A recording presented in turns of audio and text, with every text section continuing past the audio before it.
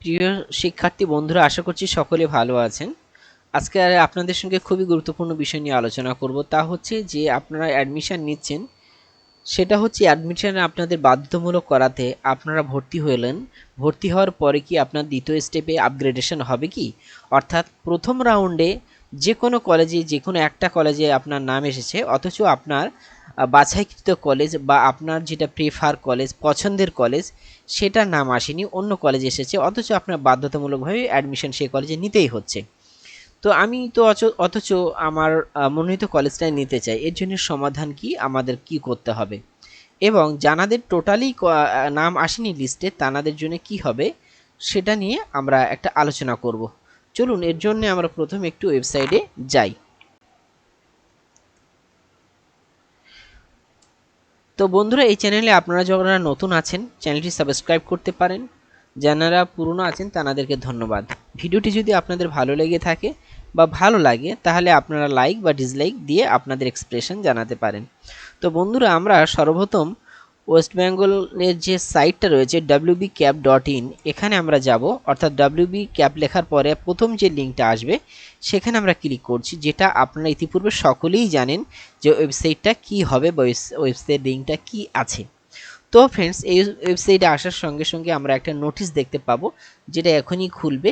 প্রথমে আমরা নোটিশটা নিয়ে আলোচনা করব, তারপরে আমরা কোন একটি স্টুডেন্টের ইউজার আইডি পাসওয়ার্ড দিয়ে লগ ইন করার পরে পরবর্তী অংশটা ডিটেলস আলোচনা করব, যে আমরা কলেজে ভর্তি হলাম, দ্বিতীয় রাউন্ডে চান্স পাবো কিনা, অথবা আমরা প্রথম কলেজে যে সমস্ত টাকা দিয়ে ভর্তি হয়েছি সেই টাকাগুলো কি আমাদের বৃথা বা বিফলে যাবে, না সেই টাকাটা পরবর্তী কোনো এক কলেজে ভর্তি হওয়ার সময় সেটা আমাদের সেই কলেজে ফরওয়ার্ড হবে।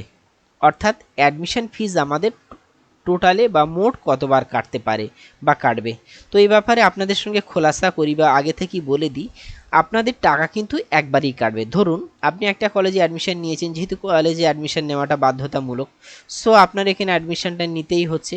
অ্যাডমিশনটা নেওয়ার পরে আপনার যে অ্যামাউন্টটা কাটছে, পরবর্তী মনে করুন দ্বিতীয় রাউন্ডে বা দ্বিতীয় ফেজে বা দ্বিতীয় লিস্টে আপনার যে নামটা আসলো সেখানে, তো এখানে যদি যে অ্যাডমিশন ফিস যদি সেই কলেজের অ্যাডমিশন ফিসটা সমপরিমাণ থেকে থাকে, তাহলে আপনার এই টাকাটাই ওখানে মুভ হয়ে যাবে, আলাদা করে পেমেন্ট করতে হবে না। বাট যদি কিনা সেই কলেজের ক্ষেত্রে বেশি হয়ে থাকে, তাহলে কিন্তু আপনার এক্সট্রা পেমেন্ট করতে হবে। আবার যদি এমনটি হয় যে আপনার সেই কলেজে আপনার পেমেন্ট কিন্তু টাকার থেকে বা অর্থের থেকে সেই কলেজের অ্যাডমিশন ফিসটাই কম, তাহলে আশা করা যায় বা এইভাবে বলা যেতে পারে, আপনার সেই টাকাটা আশা করা যায় রিভার্স আসবে। যেহেতু আপনারা অ্যাডমিশন নেওয়ার সময়ে আপনারা যেটা করেছিলেন সেটা হলো আপনাদের ব্যাংকের বই বা সমস্ত ডিটেলস কিন্তু দিয়ে দিয়েছিলেন।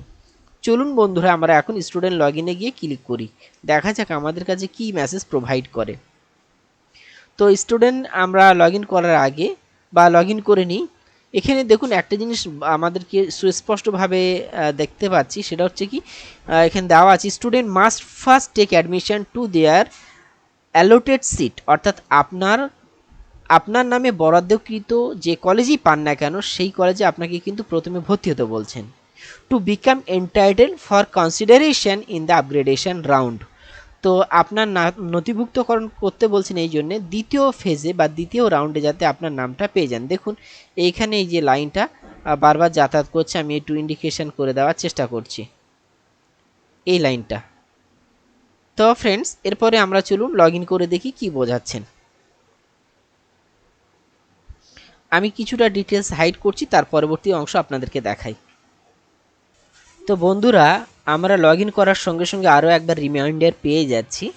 আমরা রিমাইন্ডারটা 3 নম্বর অপশন বা 3 নম্বর পয়েন্টটা আবার একবার আপনাদেরকে পড়ে শোনাচ্ছি। দেখুন এখানে দেওয়া রয়েছে যে student must first take admission to their allotted seat to become entitle for consideration in the upgradation.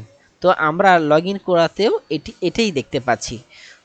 তাহলে ফ্রেন্ডস, আমরা যে কোনো প্রকারই ইন এনি হাউ আমাদের ফার্স্ট টার্গেট হচ্ছে ভর্তিটা অবশ্যই হতেই হবে। ভর্তি ছাড়া আপনার দ্বিতীয় রাউন্ডে কোনোভাবে প্রোগ্রেশন বা আপনার ফরওয়ার্ড হবে না। অতএব ফ্রেন্ডস, আজকের 16 তারিখ আমি ভিডিওটি বানাচ্ছি, আপনাদেরকে 18 তারিখের মধ্যে অবশ্যই ভর্তি হতেই হবে দ্বিতীয় রাউন্ডে বা দ্বিতীয় ফেজে যাওয়ার জন্যে। এখন আমরা চলুন মনে করুন কোনো একটা স্টুডেন্ট ভর্তি হবেন এবং তার চান্স আছে কিনা দ্বিতীয় রাউন্ডে যাওয়ার, সেটা আপনাদের সঙ্গে আলোচনা করব। প্রথমে আমি এটাকে কেটে দেব। প্রোফাইলটাকে আমি একটু হাইড করার জন্য ভিডিওটি একটু পজ করছি। তো ফ্রেন্ডস, পজ করার পরে আবার ফিরে আসলাম। দেখুন আমরা দেখতে পাচ্ছি এখানে ইনি এই কলেজে ভর্তির সুযোগ পেয়েছেন। কলেজটা হলো এখানে দেওয়া রয়েছে, কলেজের নাম এবং কোন সাবজেক্টে উনি পেয়েছেন সেটার ডিটেলস টোটালটা আমরা দেখতে পাচ্ছি এবং তার ভর্তি কত সেটাও দেখতে পাচ্ছি। এখন এই স্টুডেন্টের ভর্তি অলরেডি হয়ে গেছে। তো আমরা এটার জন্য কি করেছিলাম, এই বন্ধুর জন্য আমাদের একটা অপশান আসতো, এখানে আপনারা দেখতে পাচ্ছেন স্ক্রল ডাউন করলে নিচে টেক অপশন অ্যাডমিশন অপশানটা আপনাদের আসবে। এরপরে অ্যাডমিশন উইন্ডোতে নিয়ে যাবে, অর্থাৎ পেমেন্ট গেটওয়েতে নিয়ে যাবে। সেখানে কিন্তু আপনার প্রথমে caste category, reserve, reserve, SC ST OBC যা কিছু জিজ্ঞাসা করবে, তার ডান পাশে কিন্তু ইয়েস অথবা নো অপশানটা থাকবে, অর্থাৎ আপগ্রেডেশন সেকেন্ড রাউন্ডে যাওয়ার জন্য এই অপশানটা থাকবে। তো ফ্রেন্ডস, কিছু রেস্ট্রিকশনের জন্য সেটা আমি দেখালাম না, সেখানে ইয়েস আপনারা অবশ্যই ইয়েস করে দেবেন যাতে করে আপনারা দ্বিতীয় রাউন্ডে পৌঁছাতে পারেন। এবং ফ্রেন্ডস, আমি আপনাদেরকে আবারও রিকোয়েস্ট করছি, দেখুন এখানে আপনাদের সর্বোচ্চ ডেটটা দেওয়া রয়েছে 18 তারিখ লাস্ট ডেট। এই 18 তারিখের মধ্যে কিন্তু আপনাকে অবশ্যই সমস্ত কিছু কমপ্লিট করে নিতে হবে।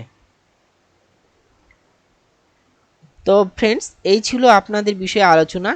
তা এবার ব্যাপারটা হলো, যদি কিনা আপনাদের, আমি আবারও কথাটা রিপিট করছি, যদি কিনা আপনারা ভয় পান যে আমি দ্বিতীয় কলেজে পাবো কিনা বা পাচ্ছি কিনা, সেটা যাই হোক না কেন আপনাকে কিন্তু অ্যাডমিশন হতেই হবে। এখন মনে করুন অ্যাডমিশন নেওয়ার পর আপনি যদি ক্যান্সেল করে দিতে চান, সেটাও ক্যান্সেলের অপশান আছে, কিন্তু ক্যান্সেল করলে আপনার লসের কারণ হবে, দ্বিতীয় রাউন্ডে আপনি যেতে পারবেন না। তো ফ্রেন্ডস, এই পর্যন্ত ভিডিও, আপনাদের কোনো টাকা পয়সা অপচয় হবে না। পরবর্তী রাউন্ডে আপনাদের এই টাকাটাই ফরওয়ার্ড হয়ে যাবে। 18 তারিখ হচ্ছে লাস্ট ডেট, সেকেন্ড লিস্টটা বার হবে 18 তারিখের পরেই। আশা করছি ভিডিওটি আপনাদের ভালো লাগবে। ধন্যবাদ।